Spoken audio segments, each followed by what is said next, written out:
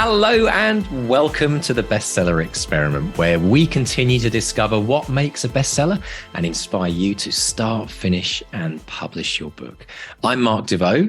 And I'm Mark Stay. And a big thank you, as always, to the people who keep this train on its tracks. All those wonderful patrons on Patreon and our academics on the Bestseller Academy. Anyone who supports this podcast. Now, if you want to support the podcast, pop over to bestsellerexperiment.com/support. You're going to find all the details there. You'll find out about the Academy as well. Mr. D, never been a better time to join the Academy. Beginning of 2023, new year, new you, new writer. Tell us all about it. Yeah, there's another week left, folks, to get started this year with the Academy. So pop along to academy.bestsellerexperiment.com. All you have to do is fill out a very short application, which we review, and we'll get back to you. And then you get to join in. We have over 30 very, very in-depth courses on everything you can imagine, from craft coaching to life coaching, setting goals. There's a course on the Academy about dream declarations. There's a course about setting your goals for the year. So it's so many things to do. We can't obviously cover it all in this episode, but if you're interested in finding out more, just pop along to the website and listen to episode 400. Listen to the stories of all our Academy members that have had amazing journeys over the last year. Do you know, the Academy is only 2.5 years old, Mark? I can't believe it. Seems like just the other day when we announced it on the podcast. What was that? 2.5 years. I know, right? Clocks are ticking, people. No time like the present. And I should mention as well that as if you enjoy these podcasts and you want to go really deep with Mark and I, we become your coaches in the Academy. I coach what I call life coaching for writers.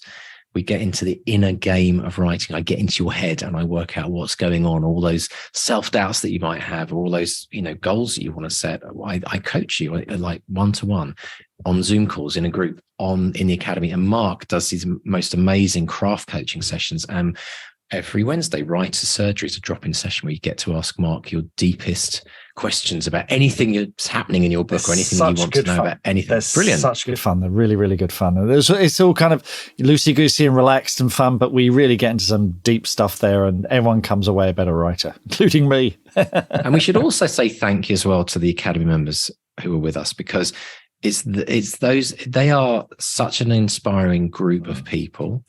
They're all very like-minded. They're all focusing on, getting to that major goal that their own goal, whether it's, and some of them, it's just finishing their book. Others, they want to win awards and get Netflix shows from the book. I mean, it's all about, where you want to start and where your aspirations lie ahead of you.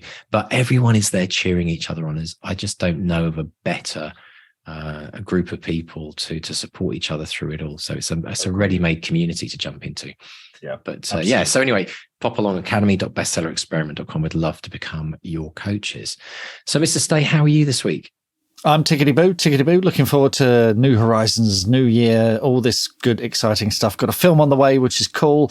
I'm working on a new series, which I might self-publish. So there's a whole world of possibilities. So very excited. Writing every day, as always. So absolutely, yeah. And we should say, actually, if you're thinking, it's already January and I was going to write every day and I've not even done that, and it's classic, what is it, I think January the 7th is the day when most people break their New Year's resolutions. And I know we're going out after the 7th, so maybe that's you. Well, actually, you know what, New Year's, as much as it's an important day in the calendar year, it's just a figment in our imagination, isn't it, Mark? Right? Yeah. Just time doesn't even exist, folks. Does it really? We're all living parallel universes. So this could be January the 1st for you in your parallel life. So start that writing every day today. Today is the next day of your life. So if don't beat yourself up if you've already broken that resolution of 200wordchallenge.com. Go along, register, and start writing, because the earlier you start, the more words you get in your lifetime. That's the basic premise of it, isn't it, Mark? Yeah, not even 5 minutes into the podcast and you're questioning the whole fabric of space-time reality. It's a bit heavy. Yeah. Excellent stuff. Well, talking about something that isn't heavy, you had the most amazing interview with none other than Haddon. Tell us about our special guest today, Mark. This is great. Cole Haddon, he's an Australian-American screenwriter and novelist. Now, his first TV commission was a show called Dracula, which was produced by NBC and SKY and debuted in 2013, starred Jonathan Rhys Meyers, absolutely cracking show. He's also had graphic novels published by Dark Horse. He's also currently writing with Park Chan-wook, legendary director Park Chan-wook. But we were here to talk about his new novel. Headline recently acquired worldwide rights to his debut novel, Psalms for the End of the World. And it's epic stuff. And we discuss getting too many notes, being genre agnostic, and learning from failure. Brilliant. Let's dive in and listen to the incredible Cole Haddon. Cole Haddon, welcome to the Bestseller Experiment. How are you today, sir? I'm doing very well. Thank you for having me. How are you today? I'm very good indeed. Thanks for asking. And all the better for dipping into Psalms for the End of the World, which is an extraordinary book. And it opens with the announcement that the Soviet Union have just tested a nuclear weapon, which gave me chills. What are you trying to do to us, Cole? This feels more timely than ever. Tell us about Psalms for the End of the World. Well, should I pitch out sort of the general overview, and then I can explain to you where that scene came from. So it opens in 1962. We meet Gracie Polanski. She's a quantum physics student by day, one of only two women in Caltech's physics program at the time, and by night she's a diner waitress. And it's in this capacity that she's met and fallen in love with Robert Jones. He's a regular who comes in every night to hear about her day and be served up slices of pie. But tonight, this being the night that we meet him, he's preoccupied by the suitcase we know he's placed in the boot of his car. A suitcase full of ominous purpose, the contents of which he hopes will set right some terrible thing he's done to Gracie. So when he gets up to go, he says he has to leave town for work. He doesn't know when or even if he'll be back, and he hopes to see her again. Now, these are words that crush Gracie, but the next night he shows up anyway, except this time he doesn't know who she is, doesn't even remember her name. And then the FBI burst in with their guns waving and accuse him of blowing up Pasadena City Hall, killing some 23 people inside it. And he looks at Gracie and says he didn't do it. And so this is how the two of them end up on the run together through America's Southwest and eventually much further, trying to work out if Jones is really the terrorist behind this attack, and as we'll find, numerous others, or if he is some kind of amnesiac wrong man in the Hitchcockian vein. So as they press their investigation, their story begins to interconnect with others taking place across time. And these include a samurai trying to keep their young baby alive, a pre-revolutionary French painter whose paintings drive people mad when they look at them, two Nazi hunters whose story sort of smashes into the paintings that this painter is creating, a Japanese astronaut working for sort of a Tesla, a SpaceX in space, whose life keeps disappearing and just ending and resetting over and over in this strange fashion. So eventually, these very disparate storylines begin to collide, really revealing how we're all connected by love, grief, and something like quantum physics. So it's a small story. And it was you sent us a letter before we recorded, and it's incredible stuff. It tells us where the whole idea came from, and it seems to have been inspired by you looking into the eyes of one of your children. Can you tell us about that?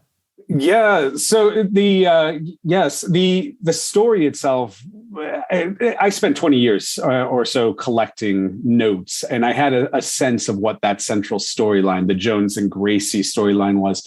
But the book itself eluded me. I would try. Something was always wrong. But in 2016, we sold our house after the election, moved to Southeast London. My wife found out she was pregnant. At the same time, my mother died. She gave birth over there.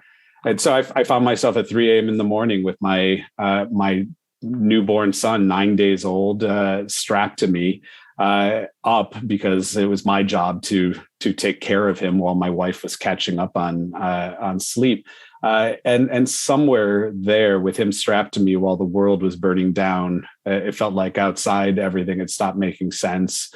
Like I said, my mother had died. My father would soon tell me that if he didn't get a double lung transplant, he would die too. But somewhere in this sort of miserable, apocalyptic feeling, I had this baby strapped to me, and the story clicked at that point, and I started typing and didn't stop for 6 months. And you say you'd been collecting notes for 20 years before that, and I think I certainly relate to this on a different level. I didn't have what you went through there sounds absolutely, terrifying. And overwhelming, but something as simple. I had an idea that'd been kicking around for years, and just something as simple as moving home to a different location. I thought, okay, I'm going to set it here. I'm going to set it here where I live. Do you think that your idea had been swimming around, but was just looking for the right moment in your life to come along? Did you need to go through these trials in order for it to make sense? I think so. This book would not be what it was without all of those. Everybody has these tragedies. This is not something that was unique to me. We all eventually lose our parents, but several things went wrong in life at the same time, and that's what was necessary, I think, to shake something loose that previously. I was working in Hollywood. Everything everything I had to write was most of it was very soulless. The process of creating in Hollywood is not one of deep introspection or originality or really authorial voice, something that's personal to you that you're going to own. And I think I really struggled with diving into this book until I broke free of that, which took leaving Hollywood to a degree. And I think it took some of these tragedies. So I prepped until the moment came, and just trusted it eventually would come. I wish it had not been that specific series of events. Yeah, but the book certainly helped me confront a lot of what manifested from those experiences. And you said you didn't stop writing for 6 months, so you kind of gave yourself wholesale to this novel. What were you writing every day? What were your sort of writing habits while you were working on it? Well, my wife and I had this arrangement where I would go to bed at 9 and get up at 3 in the morning and relieve her from the child, from caring for the child, sort of buy her those 4 hours of uninterrupted sleep if I could. So for about 3 months, I wrote from 3 a.m. Until 8 a.m. when she would really when she would step back in, and then I'd nap, maybe write some more. I had to write a screenplay for Park Chan-wook during this time as well, which was fun, but overlapped. It provided me a bit of respite from the intensity of the book. But yeah, it was 6 months. The first stretch was that writing early morning, and then picking up, basically rewriting in the afternoon after I had recovered some of my energy. And then after that, I was 3/4 of the way through a first draft. So it was mostly just intensive rewriting. The book is filled with, it's a complicated emotional and I guess time puzzle because of the nature of the book, the way it sort of explores what reality is over what might be different dimensions. It's inherent in sort of the concept. So there was a lot of rewriting and discovering connections, letting the book tell me what it was over time. But that was the reworking. The reworking was really half of it. 3 a.m. to, by the way, nice name drop there, Park Chan-wook. We'll come back to that. Yeah, I know. I'm after doing that, it was a little bit embarrassing. No. I do exactly the same. Oh boy, Handmaiden, fantastic. But we'll come back to that. 3 a.m. to 8 a.m. is a pretty trippy time of the day. You know, it's, do you think that contributed to the more fabulous elements of the story? Was being in that kind of twilight time making the book stranger for you? I think so. So one of the interesting, I suppose, the inciting creative incident for the book was my friend Harley Payton, who he wrote about half of Twin Peaks. So he's done some very impressive things, and he had told me that when he worked with David Lynch, David never stopped to ask what he was doing. It was just the most intuitive filmmaker he had ever worked with, and the 3 to 8 a.m. helped that process immensely because I wasn't in my normal structure. I wasn't interrogating what I was doing as I would when working on a screenplay during a normal workday. I just wrote and let something happen because it seemed interesting. And then later I would reread it and make sure that something interesting had happened or throw it out if it hadn't. But it stripped, in some ways, that 3 to 8 a.m. stripped the censor that had been in my head for a very long time working in Hollywood. I wrote for me with a baby strapped to me, and it was very, very freeing in many ways. That sounds fantastic, folks. Anyone listening to this, if anyone wants to try the 3 a.m. to 8 a.m. writing style, let us know how it goes. Don't strap any babies to you unless it's yours and you have their consent. But that sounds great. It sounds so liberating. I mean, I'm a screenwriter, but I love the collaboration of it. But I also love my novels because they are my happy place. There's interaction with an editor and your agent and the publisher, what have you. But it's still it's much more my thing than anything else that I've written. Was that one of the things you loved most about this process? And would you presumably you're still screenwriting? Does it change the way you write your scripts? Nothing could change the way I write my scripts because screenwriting is such a reductive form of the English language. You can try, you can fight the good fight, but at the end of the day, you find yourself writing sentences so brief, so staccato that Hemingway would gasp at you.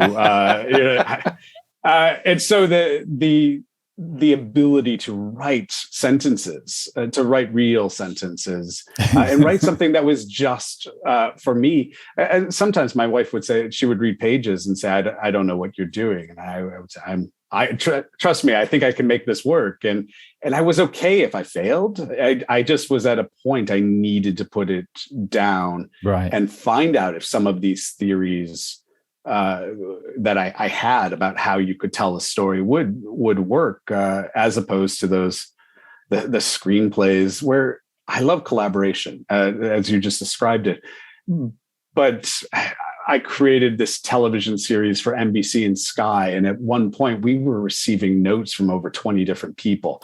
That's not collaboration anymore. Yeah. I mean, that's a form of torture, and nothing good will ever be created when you have 20 different people providing notes. It's one thing if you have a patron in the Renaissance, yes, giving you notes. I need more God in this or whatever. You're dealing with one voice, but at some point it's just terrible. So the being able just to own something, to love something on your own terms, and to most importantly fail and know if you fail, it's because of what you did. It wasn't because somebody gave you terrible notes.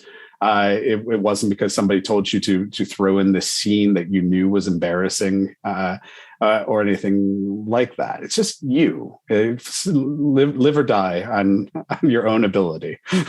I'd like to talk about that idea of failing there, because I think it's an important thing for an author to learn. We have an academy, and a lot of people who are writing their debut novels, their first novels, they get about a third of the way in, which is where you really start making very important story choices that have consequences. And I know that a lot of people get paralyzed by that because they fear that they're going to get it wrong. How important is it for you to fail as you write? For me, it's always been critical. It's my entire professional life and pursuit of the art has been a series of failures. And so I don't who creates where they don't fail. And so if you're afraid of failing, we're all afraid of failing to some degree. But art, I find, or creation requires a lot of experimentation.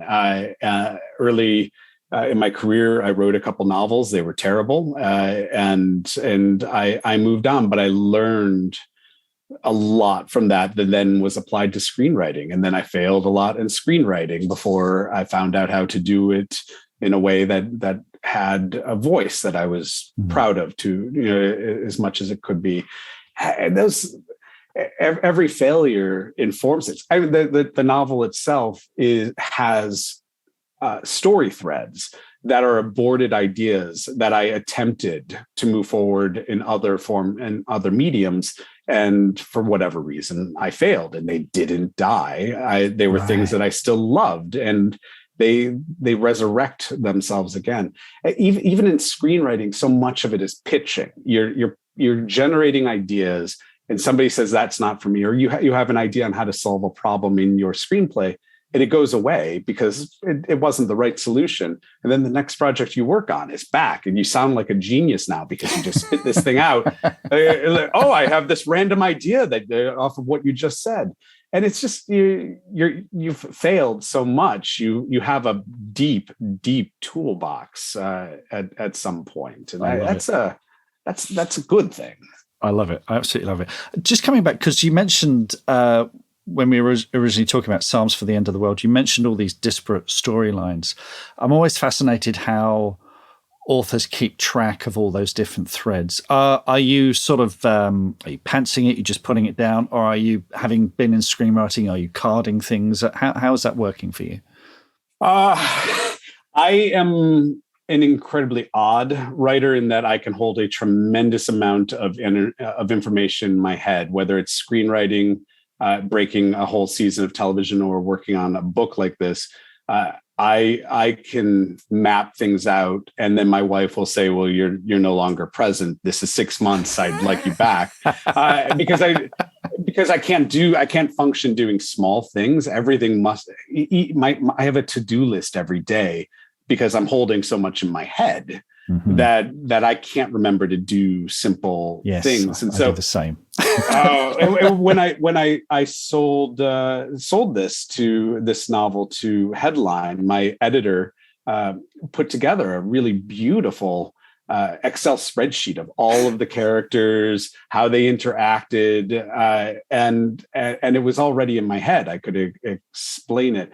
It's a frightening thing, and it doesn't mean it's not something I wish I did, but it's especially with a story with so many different facets where they're interconnecting over time, and there are connections you discover because you're allowing yourself some chaos as well. You because of the nature of this specific book, you want the characters to accidentally stumble into something you didn't see coming beforehand, and that happened quite a bit. If it were a linear story, I probably would have outlined more than I did, but it just was in my head. And for 6 months, I had my baby, and I had me trying to make sense of this, and it was. I don't think it was a enjoyable time for my wife. Let's go back to where it all started. I read somewhere that you were drawn to storytelling as a child. You've always written, haven't you? I have. It's been a long and winding road to where I am now, because I've never really. I'm very genre or medium agnostic. I thought I was going to be an illustrator, write comic books, but also illustrate them. I realized I was a very slow illustrator. I like my stories to happen faster. I didn't want to spend 2 months drawing something that other people could spit out quickly. So I started writing, I think, by about 10, and started writing screenplays by the time I was about 14, 15, and started working on my first novel at 20, and never really understood. I always joke, whenever, especially I have female friends who are writers, they say, "Oh, I'm so intimidated by novels." I said, "Well, you should just act like a white man and think you can do it." I just never stopped to ask whether or not I could do anything. I just knew I wanted to tell stories and kept doing things, and then the failing resulted in training. And you read and you watch your films and you learn process along the way. The how to be better at it. But I was never gifted with the ability to second guess what I was doing. I just sort of plowed forward, failed for a very long time, and then eventually made money doing it. It's funny. I've said the same thing to my kids, which is I had that thing. It's particularly in my 20s, which was I can do anything. I had this arrogance that I could do absolutely, and I fell flat on my face plenty of times. But I learned a lot doing that. I learned a lot by falling flat. Again, comes back to this thing of failure. I failed an awful lot, but learned a lot from it. Yeah. I don't know what I remember when I sold my first screenplay, I was 32, 33. Wow. And then I sold 2 scripts. It seemed like things were going well. And then I hit a dark patch where for about 16 months, nobody employed me. I was about to get married right before our wedding. About 2 weeks before, I said, I have to be honest now to my wife. We have no money left. There's about $3,000 credit. I borrowed all I can from my dad before he's going to tell me that I need to get a roommate. We're going to get married. We're going to come back from the honeymoon. We're getting roommates. It's terrible. I'm sorry. And then I sold 3 projects in that next 2 weeks. It just, but had I not had that dark period, I wouldn't understand that it wasn't easy, that I wasn't magically gifted, that I wasn't entitled to it. And I've gone through several dark patches since then. Every single time. I'm reminded of the work that has to go into it, that I'm always grateful.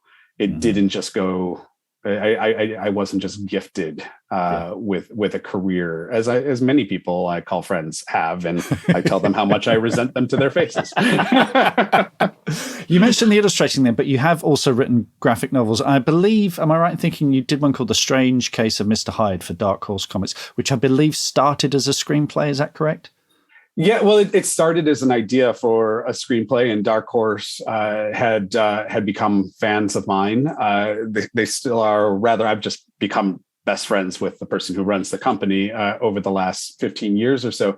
But he loved the idea and decided we should do a comic book to go along with it, and ran out and pitched it. And so that was my first foray into graphic novels. And how was that? Because I know there's a misconception that graphic novels are a lot like screenplays, and then you read someone like Alan Moore saying it's nothing like screenwriting. How was that experience writing for comic books? I don't know what it's like for other people, but for me, it was challenging because I'm a very visual person, and comics are a visual medium. And I think I've always probably tried to exert more control over the visual aspect of it. I write basically how I want to see it. And that doesn't necessarily make for great collaboration with an illustrator.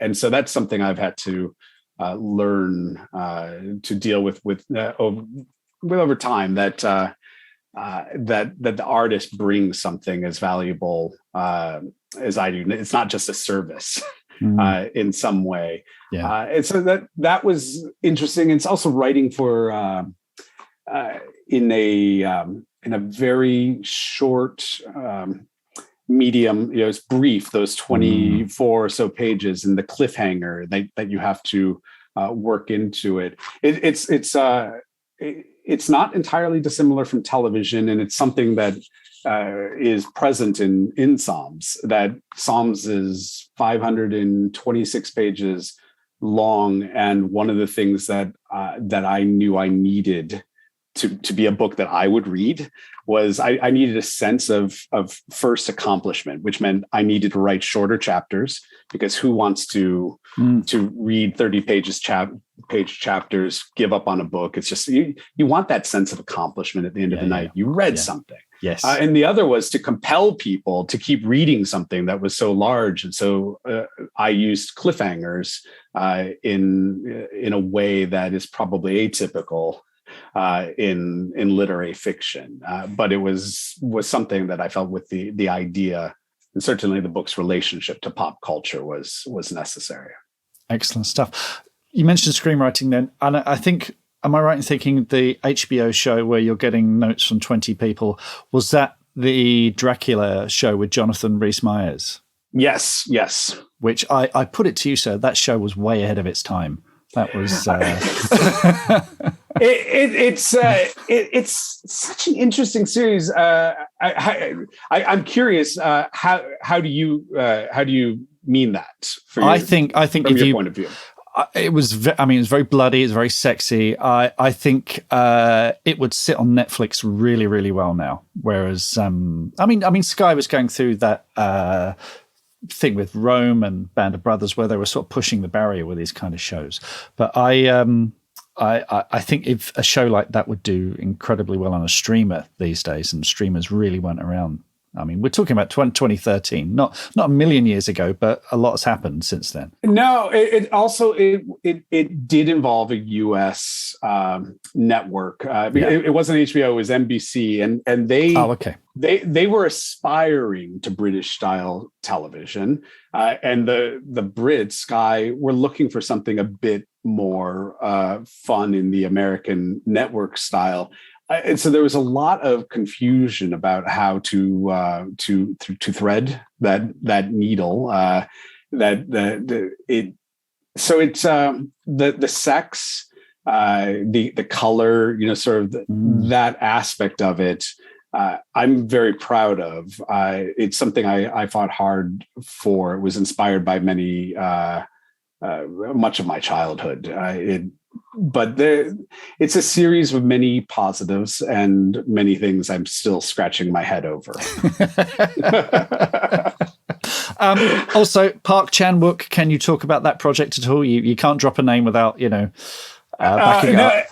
No, it's that was an adaptation of a Japanese book called Genocidal Organ for Bold Films. I can't really talk so much about the content, but I got to work. The most amazing aspect of it is I got to work with Park Chan-wook, who is a genius, and I spent about a year doing that, whether on Zoom or getting to sit with him, and it's interesting because director Park, as he's known, is he I think he speaks more English than most people are aware, but he uses an interpreter, and it's this very interesting, peaceful experience because of that. It creates a pace of dialogue that's very different than the typical collaboration where you're essentially shouting at each other ideas and then talking over each other and interrupting.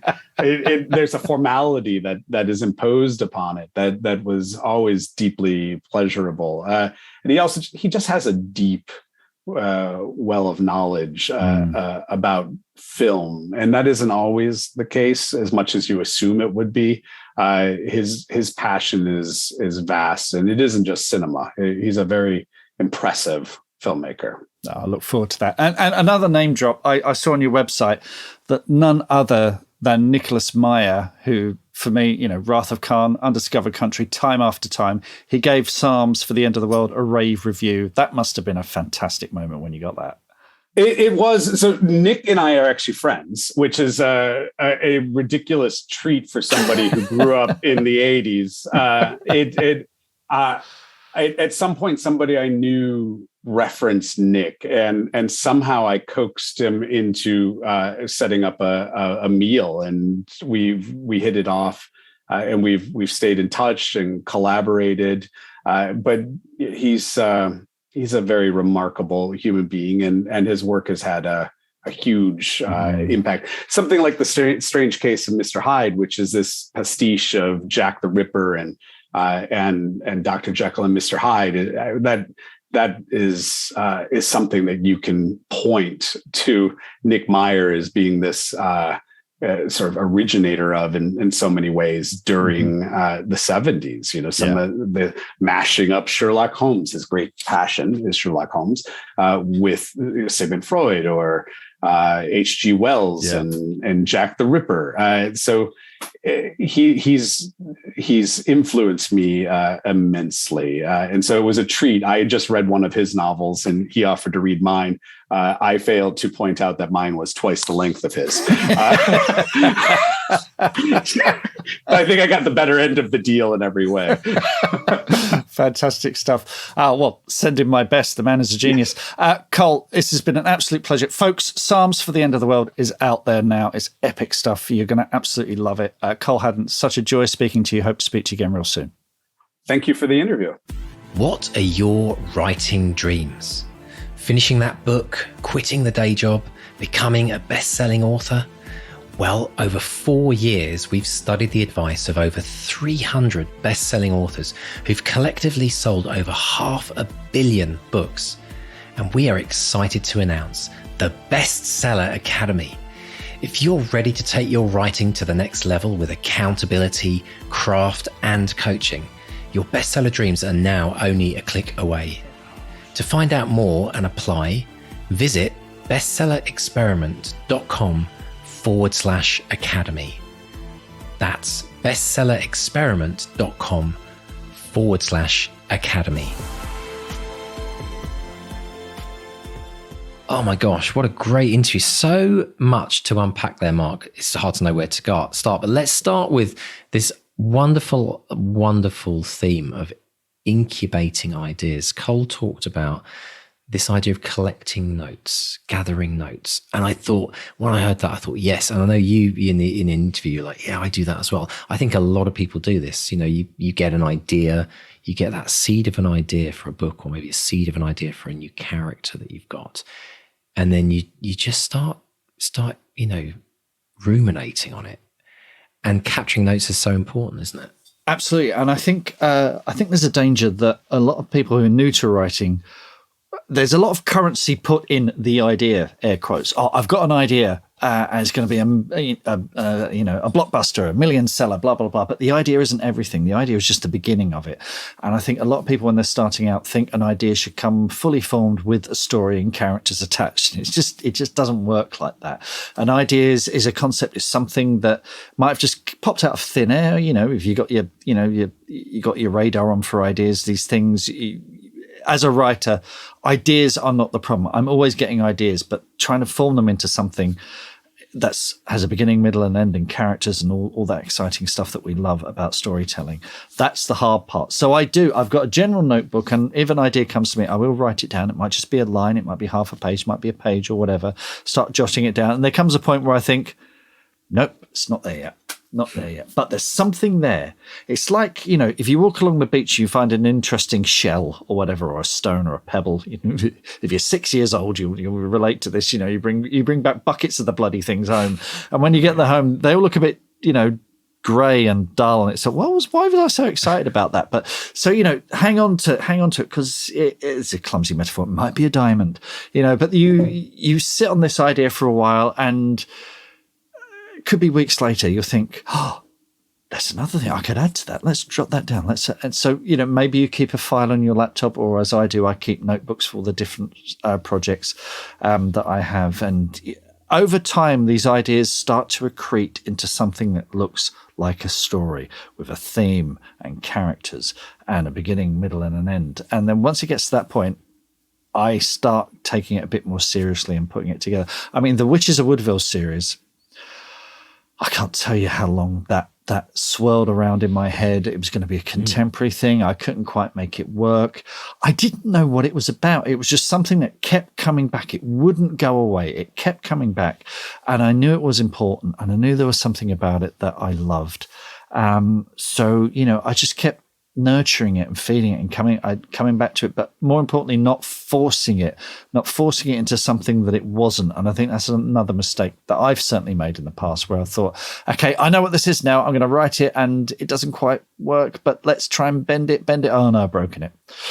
So if you try and push it too hard, you can break it as well. So it's really important not to rush these things, to allow yourself to give these things the time to breathe and germinate and grow, and open your mind to having as many of them as possible as well, because it can be the stupid, silliest one-line thing that can blow up into something amazing. So if you have an idea and it feels a bit half-baked, that's fine. That's the beginning. That is the first step on the yellow brick road. Just, write it down.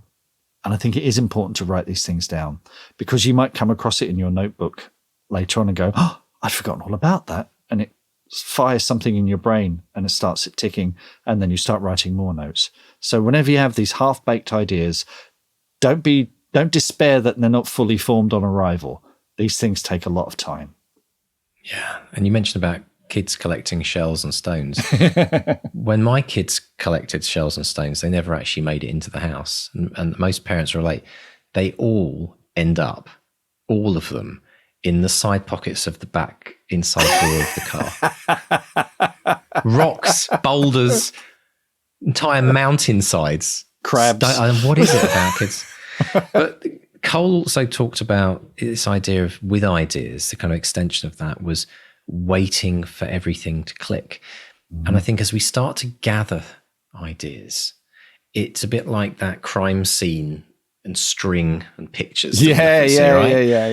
That's, we're slowly kind of creating the picture. When the idea is literally the kind of like slap it on, that's the first one in the middle with nothing around it. Yeah. And I think this idea of ruminating and allowing time for ideas to form and grow and evolve, that's where we start to see those kind of little satellites all start to appear, and then you can see the full picture. And I think that's this idea of wait. He knows that something's being formed, and he's being patient and allowing it to click. Yeah. That word "click" is the moment, isn't it? Where it's like, okay, I've got it. Well, that for me, that moment, I need three essential things to embark on a story. One is a protagonist who needs to go on a journey of change. The second is an ending. I want to know where they end up. Not necessarily how it ends, but if you imagine the journey of change as a journey from A to Z, if A, they're kind of angry about something, then by the time they get to Z, they need to be calm and placid. Or if they're meek at the beginning, then they need to be rebellious by the end of it. I want there to be a complete 180 with this character. But how do I get them there? The thing that really, when it clicks into place, that's when I can start writing, is when I have the theme, which is a good central dramatic argument, a good question that is debatable, that I can challenge that character with on their journey of change. And once I've got those three things, and we talk about this a lot more in the Academy, I can start working on that as a story, because I've got the essential ingredients that I need to write a story, which is a character, their journey, and the things that's going to challenge them on the way. And once I've got that, that's when it clicks for me. And it'll be different for different people, but for me, that's the essential bits. And I think part of the journey for each writer is working out, learning about what it is for them that clicks.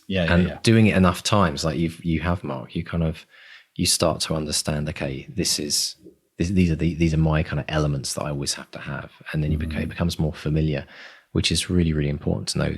That's almost like, okay, it's now time to start writing in earnest. So, absolutely. Now, Cameron, Cole also talked about how writing schedules affected his writing, and there's a wonderful story, a beautiful visual of him with his baby strapped in his Bjorn carrier, or whatever he had, to the front of him, whilst he wrote at 3 a.m. in the morning. Yes. The twilight hours. It's such a fascinating thing to discuss, isn't it? Because we've always talked on the Academy, I always say to people, write write first thing. I always bang on about this, like bank your words before your rest of your day goes pear-shaped. Like at least you go to bed at night going, at least I wrote, no matter how much went wrong in my day. But, obviously some people do night shifts. Some people do, some people have babies. But it's a fascinating idea that Cole had to write in that quiet, well, assuming baby was obviously quiet, but 3 a.m. to 8 a.m., wasn't it? A 5-hour period where the rest of the world around him was asleep. I mean, any parent will know this, when those first few weeks when your child is born are an insane time, especially if it's your first one, because part of you hasn't, you're going, I haven't had any training for this. I've read all the books, but blimey, how am I allowed to be in charge of a child? It's a crazy time anyway, and your mind is all over the place. Cole did write a letter, which he did share with us. I'm going to read the opening paragraph. He says, it was 18th of January, 2018, just past 3 a.m. in southeast London. My second-born son, not even 9 days old yet, was strapped to my chest. His tiny, round face filled me with such love, more than I felt I could contain, but also terror. Terror, because here was something else I might lose too soon. This was how I began to write Psalms for the End of the World, a globe-spanning and time-jumping novel I've been pondering for close to 2 decades, a novel that I would spend the next 6 months manically writing until the words "the end" appeared on my computer screen. Now, Mr. D, that when you get up at 3 a.m. because baby needs a bottle or needs a change or needs to be burped or whatever it is, your mind is in the twilight zone. The baby's mind, because all this is new, they're usually wailing and screaming. It's another plane of existence altogether. You always start the podcast by questioning time and reality, and if you've got a young kid, you do that every night. So it's a fascinating place for your mind to be, and you do. I mean, my daughter was born just before the turn of the millennium. She was born December 1999. I remember I didn't go to a New Year's Eve party because, I had a baby. Claire was out bell ringing, actually, ringing the millennium in. So it was me and Emily at home. And I remember stepping outside with her, looking at the fireworks and the stars and saying to her, look, new millennia, this is amazing, Emily, all these possibilities. And she probably just burped and filled her nappy. But, it was one of those moments where I thought this is, it was a special little moment. Yeah. But it's, your mind is in a strange place. And I'm not suggesting people make a habit of this, but if you are waking at strange hours in the night, then maybe get up and write. Maybe do something with it. Or even if it's just emailing a note to yourself about an idea, the weird idea that you've had, or just scribbling it down, it could lead to something amazing. All my spiritual friends out there on the bestseller experiment, we all know about 3 a.m. in the morning. That's all I'm going to say, Mark, just leave you hanging. But it is an interesting time. What you do with your cult, you keep that to yourself. Oh yeah, we're all on Zoom at 3 a.m. in the morning, Mark, working out the world's problems. No, but it is, there's something a lot. Okay. The stories that you hear time and time again is that people often wake up, and they often wake up at the same time every night, and they look at their watch and go, and it's not 3 a.m. for everyone. It can be 3:23. It can be, and it's weird that how often it happens. If you take this from a kind of like interesting perspective, here we go. The story behind that is that you wake up because there's something that you need to capture at that point. You may be in sleeping. And this idea is like, it's grown and grown and grown to a point where it's like you're waking up because you need to get it down. And they always say, don't ignore the ideas, don't ignore the voices that you may have heard, in your dreams. Don't ignore them, capture them at that point, and then go back to sleep. Yeah. And then review it in the morning, because you never quite know, because you always forget. I find if I don't capture it, I kind of am lying there. That I might remember it when I wake up, but if I don't capture it then, literally within 5 minutes, I've lost it. So all I'm saying to people is, if this happens to you a lot, and if you don't have that notebook, not your phone, folks, get your phone out of the bedroom, notebook and pen, and maybe a little clip-on light so you don't wake your other half if you're lucky enough to, have someone on the other side of the bed. But ultimately, capture it, scribble something that will prompt you and remind you the next day, because I think we're possibly our most creative in our subconscious whilst we're sleeping. And that's why sometimes we wake up in the middle of the night. So there's a whole realm there. There's some people that are going to probably write in and tell me why this happens. And I'm sure everyone's got some very interesting stories. So actually, on that note, if this is something that happens to you, let's put it out there. Let's make people realize it's not unusual and that everyone's doing it. Happens to me. 4:30 every morning, pretty much every morning. 4:30. Really? Bing. Yeah, my brain is because it's been like that since I've been writing every day, and since I left the day job, because I think my brain is already going, okay, right, in a couple of hours you're going to be writing, aren't you? So if you're going to be writing in a couple of hours, you need to start, getting those gears into shape. So yeah, that's 4:30 every morning. Someone once told me, and I think this is an interesting concept, whether you're of the spiritual kind of bent or not. Someone once told me that they find in the middle of the night, no matter where they are in the world, this is interesting. So take a 3 a.m. for example, everyone else is sleeping. And if you think of things like waves, like frequencies or noise, when everyone's up and rushing around, there's a lot of kind of high level energy that's happening. Everyone's rushing around doing things. But in the middle of the night, everyone's asleep. And there's this idea that there's less noise around. And that's what we feel. That's that twilight, that kind of peace that we feel, that peace that you kind of experienced, Mark, at midnight when you went out with Emily. There's something magical about that time. And some people believe that that's when pure creativity really can come through, because it's almost like a radio frequency where you've actually hit like 95.8 FM rather than you're in between and you just hear all this static. Yeah, I don't know if it's a spiritual thing. I think it's just that you finally get a piece of bloody peace and quiet. Yeah. No one banging on the door. I probably wake up because that's when my tinnitus kicks in. I've got that as well. It's like, I'm up. Oh God, right, okay. So yeah. By the way, if anyone has any cures for tinnitus, Mark and I both want to know about it. Yeah. You can tell. I'm booked for an MRI. I'm probably going to have to have hearing aids later this year. Yeah. Bloody hell. Yeah. I can't wait. Robot ears. I'm all for that. That's bizarre. Everyone's talking about tinnitus, though. I know this isn't because we're getting on as well, Mark. This is something to do with COVID. I don't know. I think it's the Walkman generation, mate. It's nothing to do with COVID. It's the fact that I've been listening to Pink Floyd and Led Zeppelin at 11 since I was, 15 years old.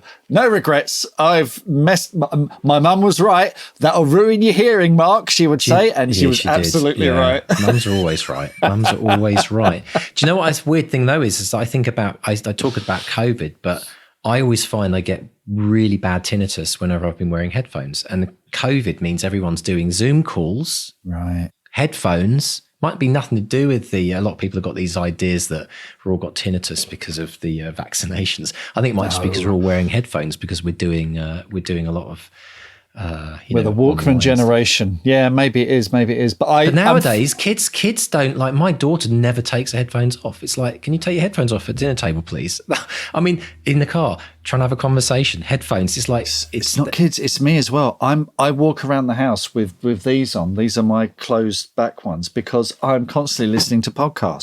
So if I'm doing the dishwasher or the washing up, whatever, podcast. Yeah, I'm constantly on it. So I'm the worst. I'm the worst for that. I know we've gone a bit off track, but this is important. But it's good. No, this is what it's about. We don't stick to a script on this show, and that's what partly brings up all the randomness, which we love. But anyway, folks, if you're interested in joining us for the extended version of this podcast, we're going to be talking about some very, very interesting points that Cole talked on. One being Hollywood being soulless.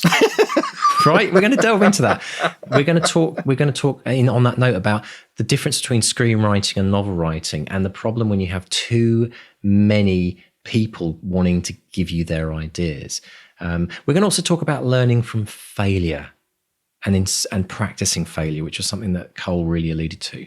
And we're also going to cover subjects about genre agnostic and also the importance of short chapters and giving your reader a sense of accomplishment. So if any of those excite you and you want to delve in more, plus some random stuff, of course, pop along to bestsellerexperiment.com/support or academy.bestsellerexperiment.com to join the Academy, because both our patrons and Academy members get the extended versions every week. We just finished recording the extended version, and I know it's back to back but I just saw Mark almost have a hernia laughing. You need to go and subscribe to the extended version, folks. It was a brilliant moment in the podcasting history. I think, I'm not going to tell you even what happened. I'm just going to say, go and subscribe. If you ever needed a reason to do it, bestsellerexperiment.com/support. Brilliant. Now, Mark, something I wanted to tell you about very quickly. A wonderful moment in my family's life just the other day. My daughter came home from school and she said, Dad, we got given a different homework assignments we could choose from. And I've decided to record a podcast. So my 13-year-old daughter went, well, I can help with that. And then the funny thing was, I then suddenly thought, oh no, I've become one of those parents that's doing the homework for my child. But in all fairness, all I did was I set her up in the studio with professional equipment, Urban Myth Club intro music, the most amazing compression and then equalization software. And she did the podcast. She prepared it. She wrote it. It was in French, just to make it even harder. Wow. She's doing French about the bubonic plague. 13-year-old doing bonkers.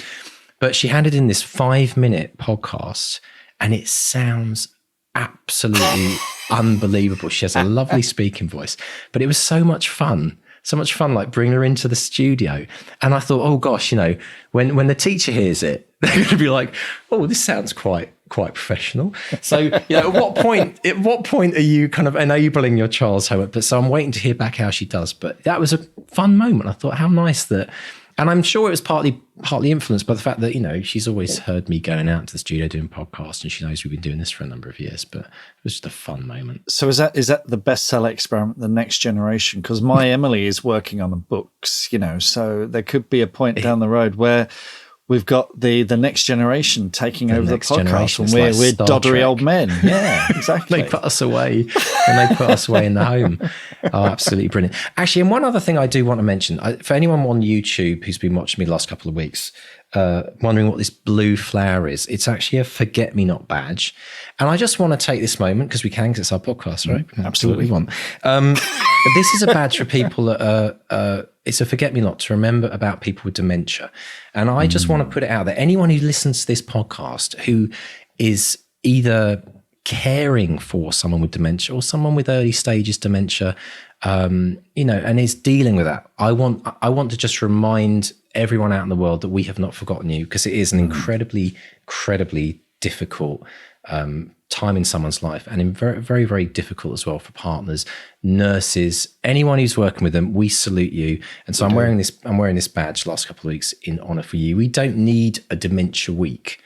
This is something that people live with every single day of their lives. So my heart and thoughts go out to you all. And if this little podcast can bring a little bit of joy into your life, a little bit of a break, then as far as I'm concerned, job done. So anyway, I hope everyone out there in the world is doing well. Good stuff. Mr. Stay, social media. Do we have any social media to say? Only a little bit. And I do love this. This is Michaela Limpkin. And I went to her book launch. She's got this amazing book, How to Love and Be Loved, which is nonfiction. And I went to a Zoom book launch. She's a member of the Academy. She's working on a novel, but she's also done this nonfiction book, which is dyslexic friendly, which we talked about, which was terrific. But she said, she just reported back, she said, if you sit in a big garden centre cafe whilst waiting for your car servicing to be finished, and you put a pile of 5 books on your table, sooner or later, someone comes over to ask you why you have a pile of the same book on your table.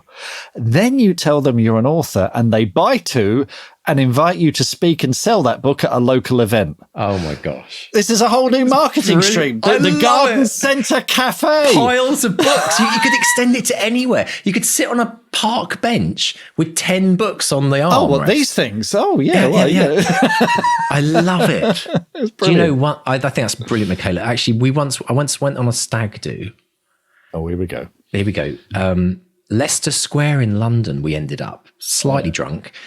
And there were all of these different performers, statues, guitar players, jugglers, the classic kind of Covent Garden, Leicester Square vibe. Brilliant. But we were a bunch of lads out on the Raz, sending off one of our friends into marriagehood.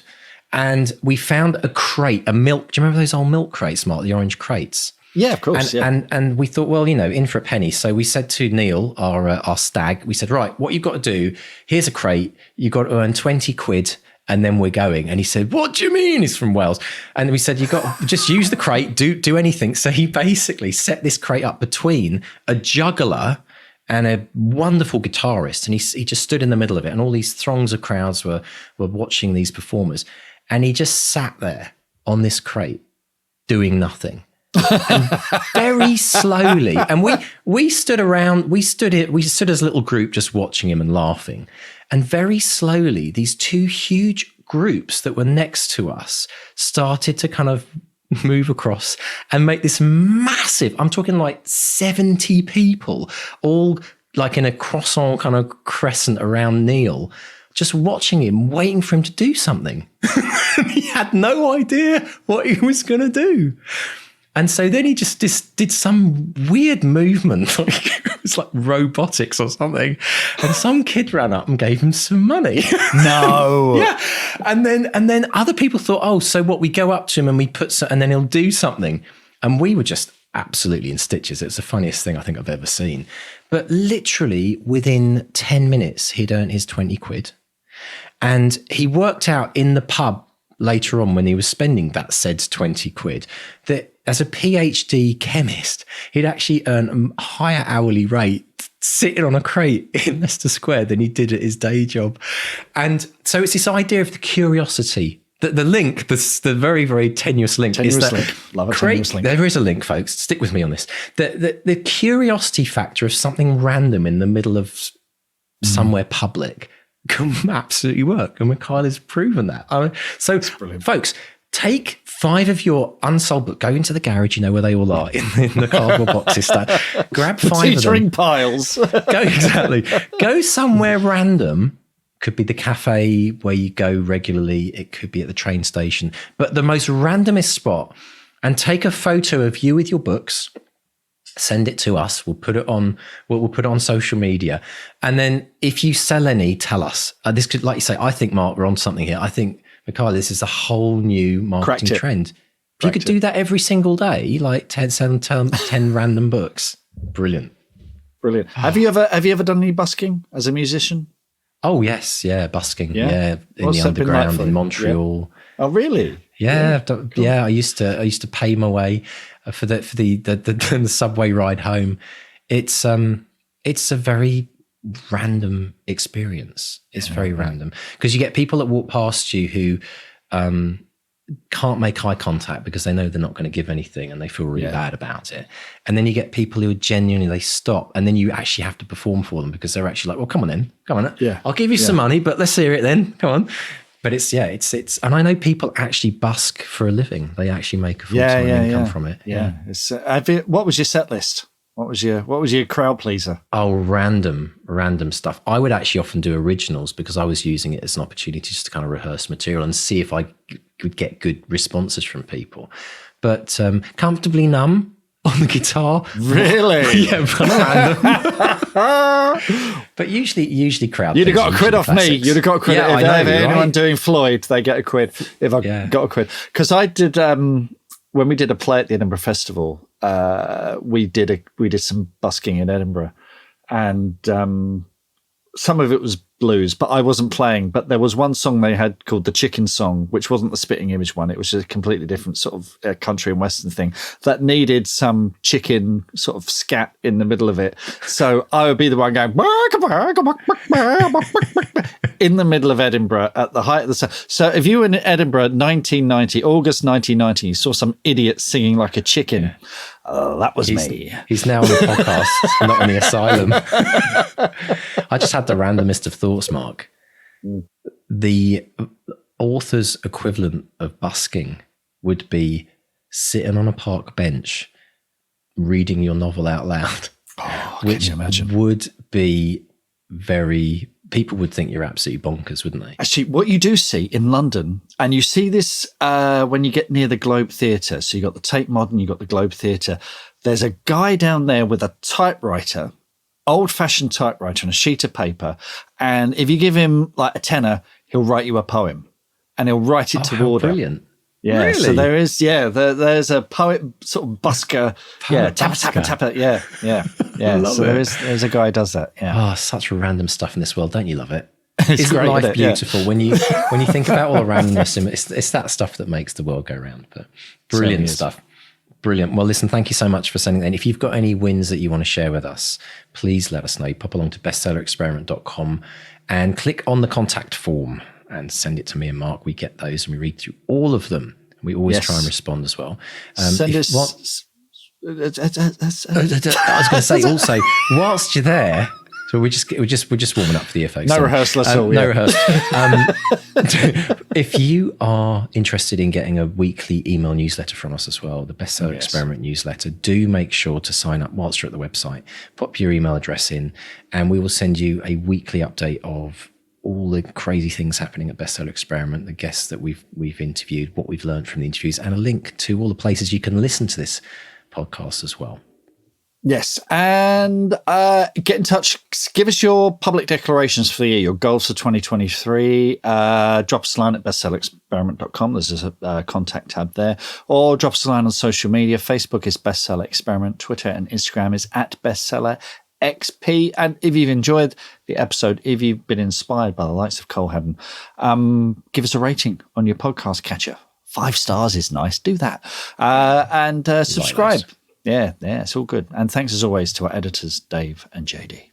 And if you have not yet started your writing habit of the year, folks, yes, you, 200wordchallenge.com. Pop over to the website, sign up for free, and start your 200 words a day. It will change your life. Or what, Mark? Or you won't write. That's what will happen.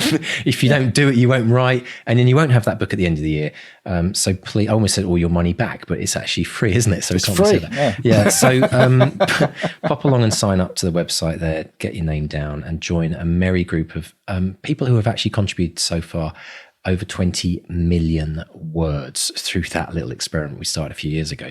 And don't forget, folks, you've got a week left to sign up to the Academy. If you want to start this year, with a bang, out the gates, writing with intention, writing as you mean it, believing in yourself, becoming that author you always know you've dreamed of doing, getting inspired and inspiring others with what you accomplish, pop over to the Academy, Bestseller Academy. It's academy.bestsellerexperiment.com. Get your application in quick. All links in the show notes because we're getting a bit frazzled. It's been a long day and we need to lie down, don't we? Yeah, totally. So off to get me Ovaltine now. Brilliant, folks. Well, listen, it's been so nice having you with us this week and we can't wait to see you next week with some great guests in the pipeline. So don't miss an episode. Tell your friends, folks. Spread the word about the Bestseller Experiment and we'll see you next week. That's a goodbye from Mark 1. And a goodbye from Mark 2. Goodbye.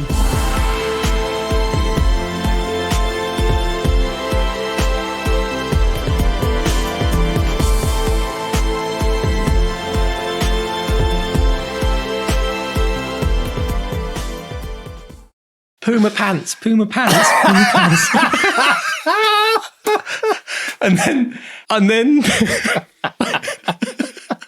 right?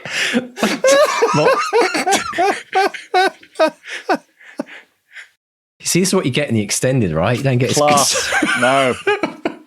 Intellectual stuff.